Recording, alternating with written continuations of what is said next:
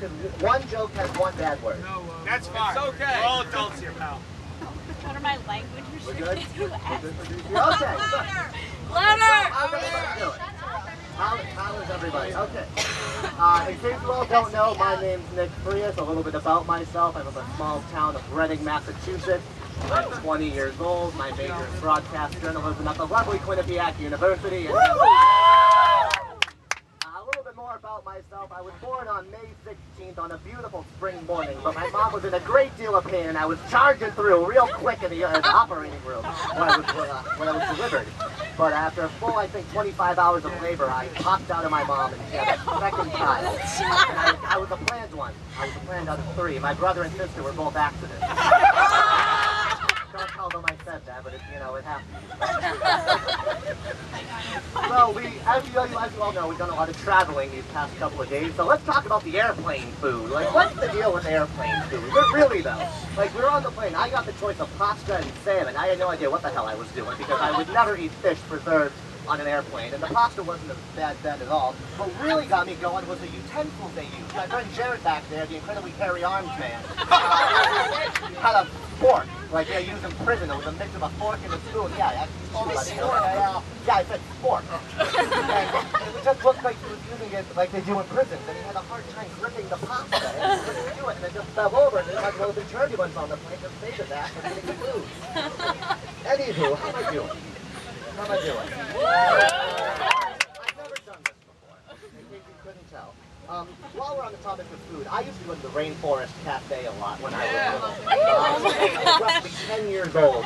I went to the Rainforest Cafe with my mom and my siblings and my aunt Nikki, God rest her soul. We'll get to her later. I was about 10 years old, and all I wanted was my chicken nuggets, because I was a chicken nugget fanatic when I was 10. That and basic, that was all I would eat. So I made my chair, and there's a cheetah up above me, prowling around on a tree going, "Grr." I wanted to look at the cheetah because I was so amazed, and I'm leaning back in my chair, and boom, I fall flat on my ass. And what's even worse is my dear mother and my poor aunt, again, God rest her soul, leave the table in embarrassment because their 10-year-old son and nephew has fallen over, crying, because he's looking at the cheetah, and all I wanted was my friggin' chicken nuggets. I didn't even get them. They were out. Cheetah. Talking about my Aunt Mitzi, she was a compulsive gambler, but it was fine because she taught me how to play poker, and that's how I've won all my money that I have nowadays. €2, I think it's equivalent to over here. But she taught me how to play poker. Whenever she would babysit me and my siblings in the summer, she would teach us how to play poker, which was our way of bonding. Whenever she wasn't watching The Golden Girls, she would always have a ciggy in one hand and a magazine in the other, saying, "Nick, get me another cigarette." And like, whatever you say, Mitzi, yeah, she had that smoker's cough, like, yeah, ciggy. I'll tell you about it. And I was like, no thank you, Mitzi, I don't smoke. I was only like 12 at that point. But Mitzi was quite the character. She would read her Cosmo, have her ciggy in the newspaper, and she wasn't conked out on the couch after having a glass of wine when we were playing poker. So my family comes from compulsive gamblers and alcoholics. We're in Italy, right? Yeah, YOLO! While we're on the subject of food, how many of you from Quinnipiac go to the York Hill Cafe? Just by showing it. You guys know Chino, right? He cooks the pizza. He's a great guy, local guy. Nice guy. We should give him a bid! Yeah, we should give him a bid. Thank you, man. Yeah, we'll talk about that tomorrow. So yeah, you all know Chino. He makes the pizzas. He's a master of his craft. You ever watch him how he friks the cheese? And he's like, "You want sausage cheese?" I'm like, "Yeah, I want sausage cheese." He always puts extra on for me because he knows me. I'm like, "Chino, you're the best." He's like, "I know, brother. I got you." So Chino is a master of his craft. And how many of you have ever watched Seinfeld? Show of hands. Anyone? Okay, great show, isn't it? So you know how they're always at Monk's, that diner, and then all the subplots come out at Monk's. I figure all the subplots with my life, because my life is really a reality show with all the crap that goes on in it. My life, all the subplots happen when I'm at Chino, because I have my greatest conversations with my roommate. Like, hey, wouldn't it be great to be Chino, like follow Chino for a day, and just be like, how do you make the pizza? Like, is it a pizza crafting school? Anyway, subplot, Chino, master of his craft. I also want to talk about one more thing real quick before I move on to my older material that people in the back have already heard, which feel free to laugh at in case no one else does.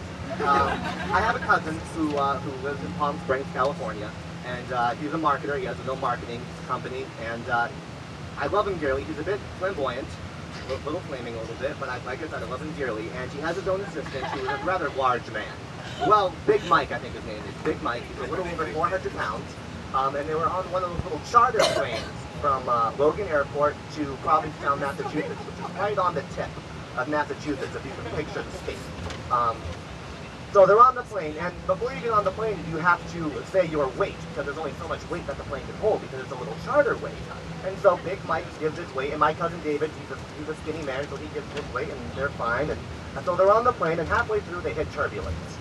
So the plane is shaking up and down, and my cousin's assistant looks to my cousin. Big Mike looks to my cousin David and goes, "We're fucked." And my cousin's like, "Big Mike, why are we in trouble?" So he turns to my cousin and he goes, "Because I lied about my weight." So needless to say, Big Mike thought they were going to go down in flames on the plane and not make it to Provincetown for their gay parade. But for everyone's sake, they made it. Yeah, Provincetown is the gay capital of the United States, if not one of them. That's where they spend most of their time. Their winters there, actually. Great time, great time. How am I doing? You're all stuck. I'm not doing too well. I told you I'm getting the lip sweat. I told you what happened. There's no tomatoes yet. Well, we have olive oil and wine. You can throw that instead. Sun-dried tomatoes. Thank you, Darren. Thank you, incredibly hairy man. So, you all know this, right? What's the deal with painkillers? Painkillers in the pharmacy nowadays. You got your Tylenol and your Advil. This one says fast acting. That one says long lasting. When do you want to feel better? Now or later? I don't know.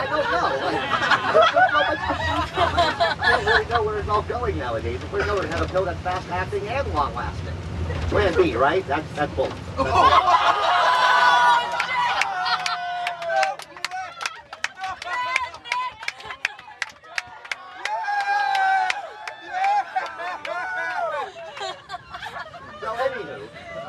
Not that I would know or anything. God help us all. So I was shopping in one of the stores earlier today, and I walk in and I see this jacket I really like. I go up to the lady and I'm like, "I'm sorry, Jeff isn't another size. It was too small on me." So she goes, "Oh, let me go check the back." And I started thinking to myself, why would she go check the back? If she had it in the back, it would be out front. So I thought to myself, why don't I open up a store, and as soon as you walk in the front, boom, you're in the back. And this is true, because if they had anything in the back, it would be in the front. They just make you wait there to think, you know what, maybe I'll just get this one instead, and I don't care if it's the right color or the right size. So boom, I'm going to open the store, you're in the front, immediately you're in the back, and I'm just going to call it back.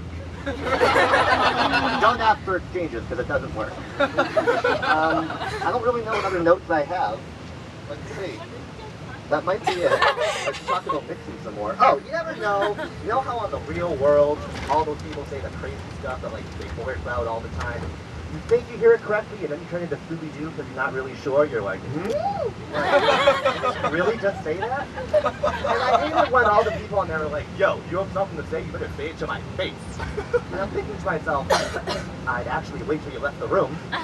So then it's more freeing for me, and I can talk about you more. Because I was raised properly. I talk about people behind their backs, not to their face. That's about really all I got. Thank you for putting up with me. I don't think this was a complete failure. What's the awkward silence joke? The awkward silence joke? Yeah. I mean, it's not really a joke. It's just something you can all use for future references. Whenever you're in an awkward moment of silence, I always like to break it with, "So the internet looks like that's here to stay, huh?" And it's evolving times, and now it's your Twitter, your Facebook, and your Tweet Me, and your LinkedIn. And also one thing, has anyone ever met Jane? One of the leaders from the other group? Jane! Has anyone ever met Jane? Yeah, one more round of applause for Jane.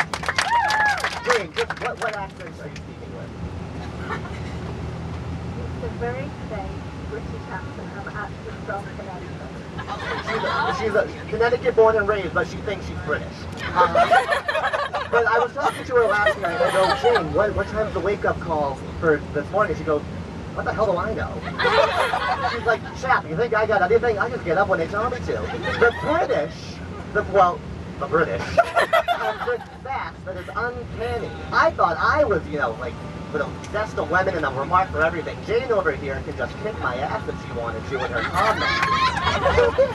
Okay, now I'm really done. Okay, we're done. I really have nothing else. I don't think anything else is that funny. God bless you all.